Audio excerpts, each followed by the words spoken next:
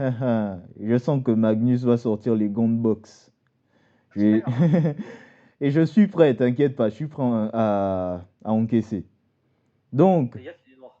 pour moi, ah, ça tombe bien, moi aussi. Euh, pour moi, les idées reçues sur Sasha Banks ne sont pas tout à fait vraies, ou bien exagérées. Comme quoi, ouais, c'est une connasse, prétentieuse, patati patata. Non. Le truc, en fait, ce que vous ne semblez pas comprendre, en tout cas la plupart des gens, c'est que il y a des célébrités comme ça, il y en a qui peuvent être prétentieux, etc. Bon, ça peut être aussi être un signe de confiance en eux-mêmes et le fait qu'ils soient conscients de leurs propres valeurs. Cristiano Ronaldo, il se fait bâcher exactement pour les mêmes raisons et le temps a clairement montré que le mec, en fait, en tant qu'être humain, c'est une bonne personne, même meilleur que Messi, j'ai l'impression. Une meilleure Ouais, personne. enfin, aujourd'hui, il y a des affaires comme quoi Ronaldo battait sa femme. Ah, ça je l'avais pas. Bon, pour Bah revenir. écoute, pour- écoute, il y a la jurisprudence, la France insoumise, hein, Hmm, à partir du moment que le gars il a une bonne tête, ça passe quoi. ouais. Bon, ben on va voir ce que la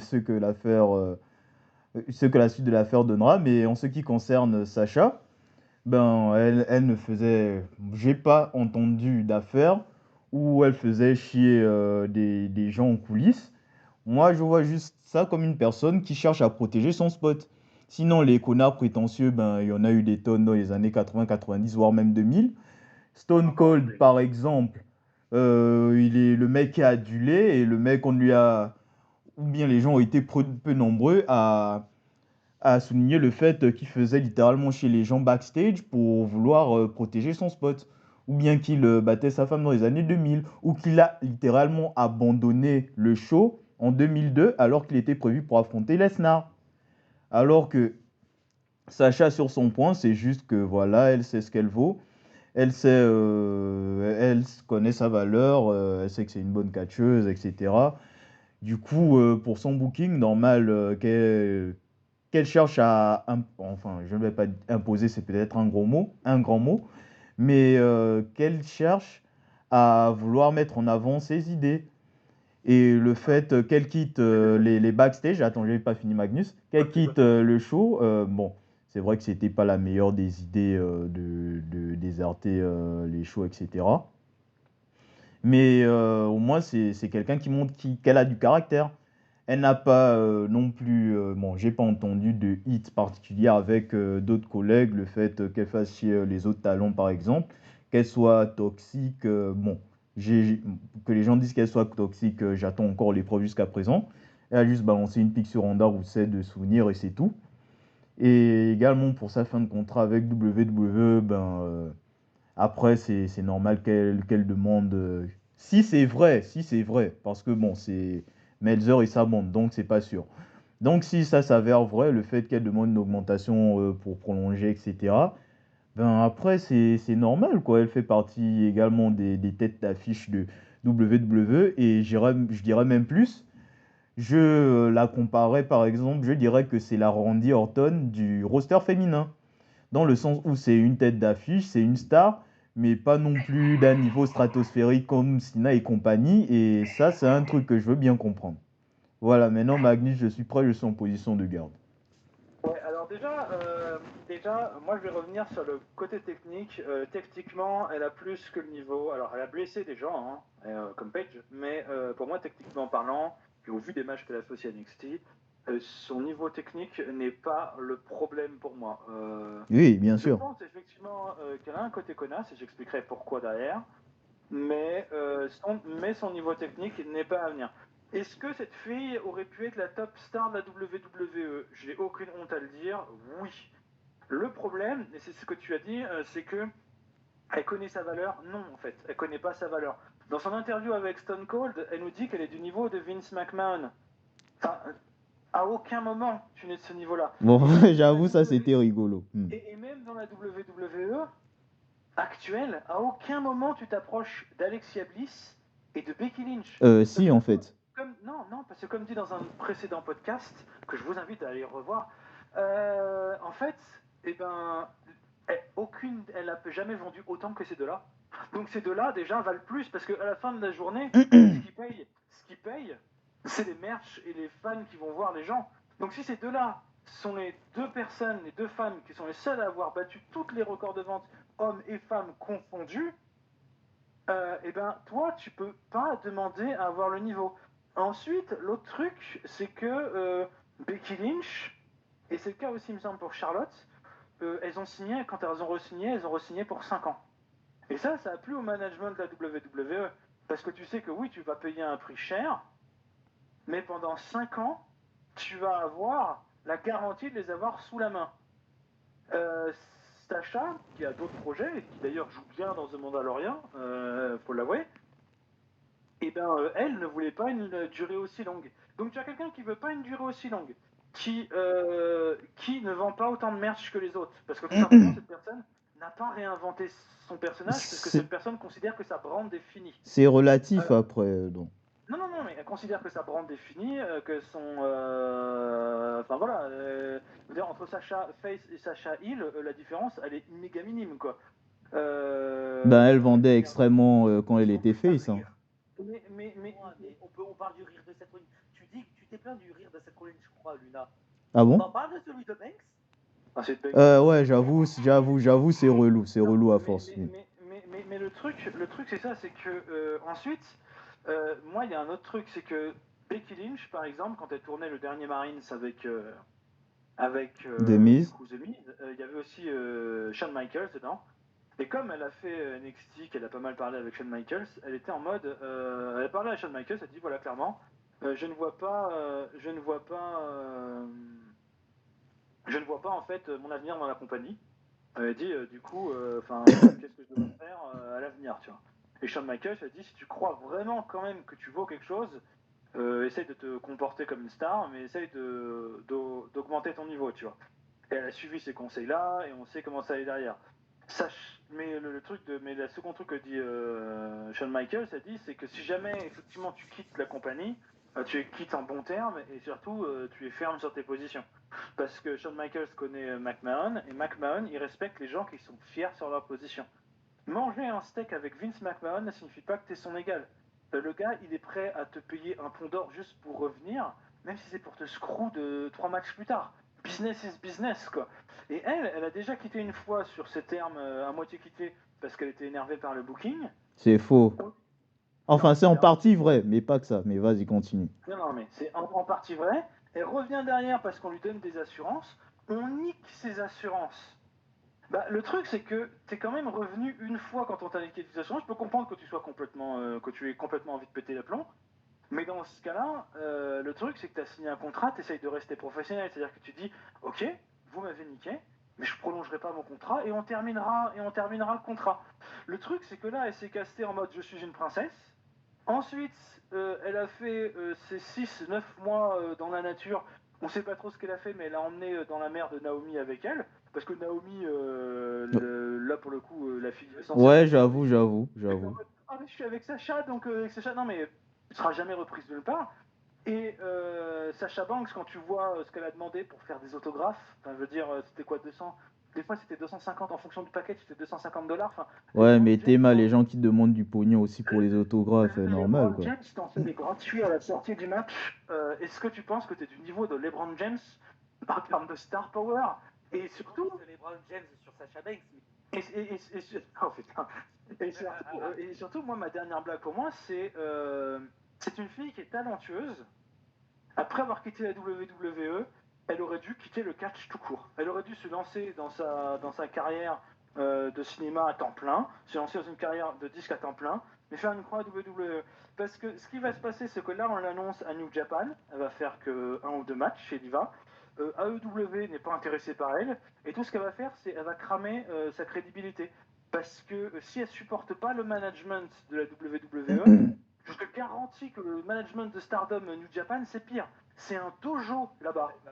C'est-à-dire que t'es pas en mode je suis la star. Tu la fermes. Si le gars qui a planifié les matchs te dit là tu vas te battre contre ce mec de 200 kilos et il va te foutre des patates au sol parce qu'on a besoin qu'il tape une femme pour le tourner heel, eh ben tu vas y aller, tu vois. Et on peut dire effectivement Asuka ou Kana qui s'est mangé ça. Et jamais Sasha Banks va y aller. Donc le problème pour elle, c'est que oui, elle était Scood, oui, elle avait un talent, mais elle n'a pas su exploiter ce talent parce que peut-être qu'au départ, elle a eu trop de facilité, maybe. Peut-être qu'au départ, on lui a trop donné le truc facilement, maybe. Mais le truc, c'est que, bah oui, aujourd'hui, le roster de la WWE s'en tire très bien sans elle. Bianca Belair qui était passée... SmackDown. Bon, vas-y, continue. Bianca Belair qui était passée pour une copie cheap qui pouvait être squashée par Becky Lynch, maintenant est limite future Cena pour remplacer Sasha Banks. Si. Enfin, je veux dire, Mhm. c'est pas que c'est fini pour elle, mais très franchement, dans son intérêt, il faudrait qu'elle fasse autre chose, quitte à faire un retour dans 2-3 ans ou refaire un truc machin. Mais voilà, et c'est pour ça que chaque fois qu'on parle de Sacha, ah mais Sacha si, Sacha. Non, en fait, son management et son rapport à la WWE est toxique à cause des deux parties, notamment la WWE qui la scoude. Mais maintenant qu'on a un nouveau chef en management en haut, qu'on a une ambiance qui s'est améliorée, et que surtout, on a un type en haut, Triple H, qui est un type qui a des gars, c'est-à-dire que si jamais tu le trahis ou si tu le déçois, c'est même pas la peine d'aller le revoir. Bah oui, que pour Sacha, c'est fini quoi. C'est.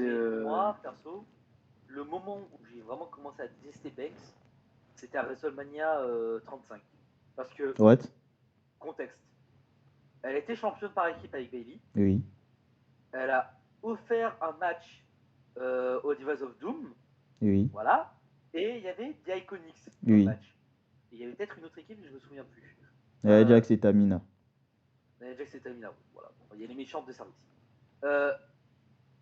Les Iconics ont gagné le match. Oui. Moi, j'étais très content parce que pour moi, les Iconics, c'est une vraie équipe. Elles ont été établies, je crois qu'elles étaient, enfin, c'est quelque chose quoi. Les Iconics, c'est une vraie équipe, elles avaient une vraie synergie et tout. Oui. Voilà. Et Sasha Banks, en coulisses, après avoir perdu les titres, elle a commencé à râler, à dire oui, c'est de la merde, les gagnants, c'est une équipe de nuls et tout.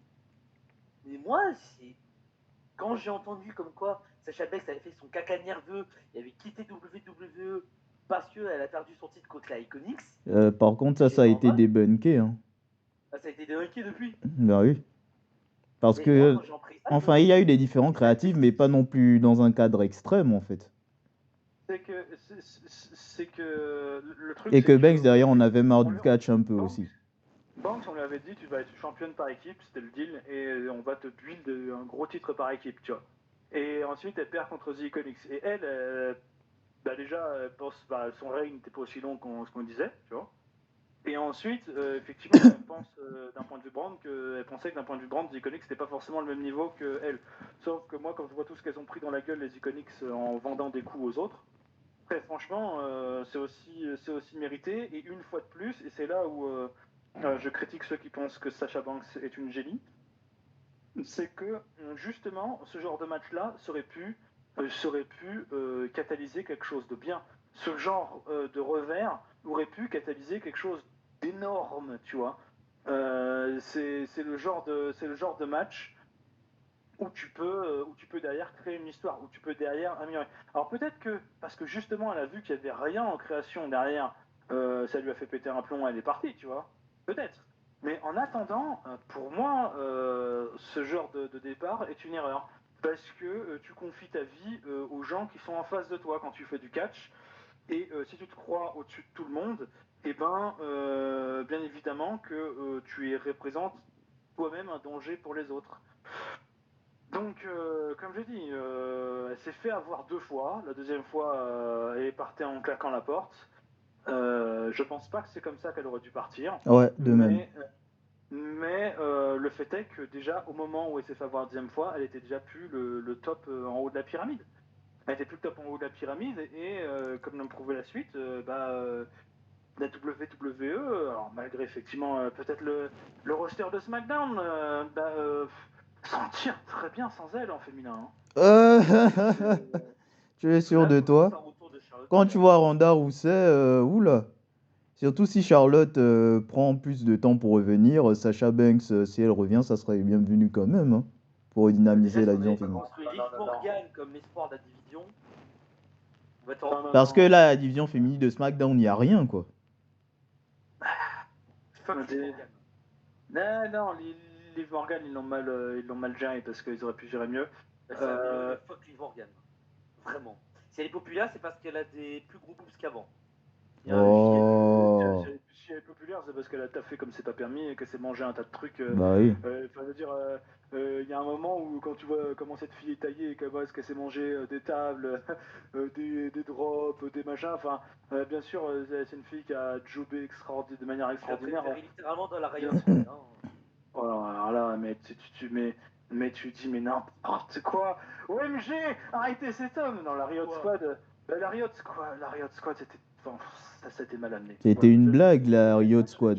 non, je dis tel quel, c'était mal amené. En plus, ils ont fait copier-coller SmackDown De... Raw une Ben oui, collé. Absolution, en fait. Bon. Absolution. Déjà, Enfin, l'arrivée ne non, faisait aucun sens. donc, et la manière dont tu le fais, c'est en mode, oh regardez, on arrive par le grand écran et on est de la part de NXT. Non, à la rigueur, tu les fais arriver en capuche et en tapant des gens, tu vois. Éventuellement, tu crées un petit truc. Mais je la préférais là-dedans. Non, Après, oui, c'est vrai qu'aujourd'hui, elle s'est améliorée. non, son pic, si je dois être honnête, son pic, c'est dans son couple avec Rhea, quoi. Mais Rhea, OMG, quoi. Cette fille, faut lui donner n'importe quoi, mais elle est sous-cotée, mais sous-utilisée actuellement. Bien utilisée, mais sous-utilisée.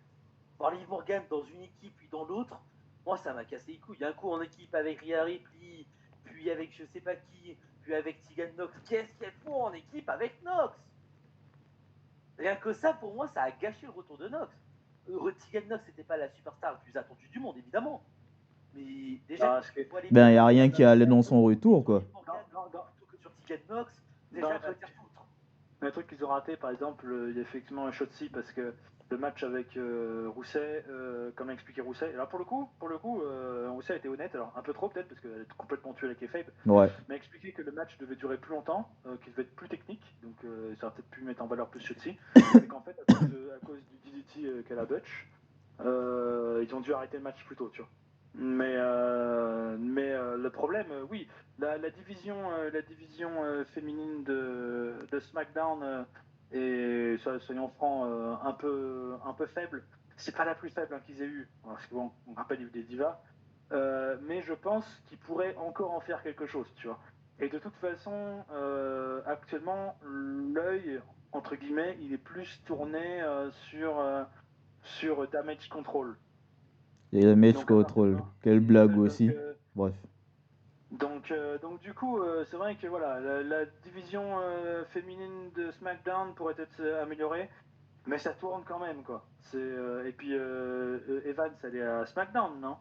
Ouais. Donc Evans, le projet, c'est de la repackager une nouvelle fois. Donc bon, si cette fois-ci ils réussissent, allez, ayons un peu d'espoir. Le problème, c'est qu'ils auraient pas dû. Le côté pin-up, ça a vite fait marcher, mais ils auraient pas dû le faire. Parce que du coup, ils l'ont saccagé en pin-up. Et en fait, comme c'est une marine, ils auraient dû clairement lui mettre le truc de John Cena, on se fait pas chier. Hein. Et moi, je pour une fois que. Faites revenir Iron Chic et faites-en le manager de Lacey Evans. Franchement, c'est une bonne idée. C'est golden, c'est tout droit. C'est Iron cool. Chic, c'est un mec qui a fait là, mais bon. Qatar, tout ça, l'Arabie Saoudite, on s'en bat les couilles. Le mec, tu penses militaire dans le catch, tu penses à Iron Chic. Même si c'est l'ennemi, voilà. Allez, pourquoi pas Sergent Slaughter tant qu'on y est? Franchement. Attends, merde, du coup, c'est. Mais non, c'était un Sergent. Mais non, je suis con, moi, putain. Sergent Slaughter. C'était Sergent Slaughter. Bah oui. Dont on parlait. Je suis con, moi, putain. Iron Chic, c'est juste un ennemi. Non, mais ils auraient. Non, mais c'est. De Hogan, c'est tout. C'est vraiment les gens. C'est vraiment les choses, effectivement, qui sont largement. Enfin, c'est des choses qui sont faisables et on peut encore s'en tirer, tu vois. Pour moi, bon, c'est une suite de très mauvais management de ce côté-là et sans doute qu'Hunter fera légèrement mieux. Après, je dois t'avouer que oui, dans la NXT, vont avoir un nouveau batch d'étudiants qui va arriver bientôt. On va voir ce que ça va donner, mais définitivement, ça tourne sans Sacha et du coup. Après NXT, franchement, je suis tout hypé par le truc. Je trouve ça incroyable. OMG, ça m'a carrément 2v1 sur Sacha Banks, quoi. Comme En quoi. même temps, j'en peux plus de Sacha Banks. Moi, j'en pouvais plus. Hmm. Vraiment. Pour Bon, moi, c'était typiquement la TPU du lycée qui se croit plus fraîche que tout le monde, alors qu'en vrai, j'ai parlé à mon doigt de pied, mais lui, il dit Ahmed, j'ai plus de chance qu'elle. allez. Et pour que ce soit mon doigt de pied qui dit ça, c'est sacrément dans la haine.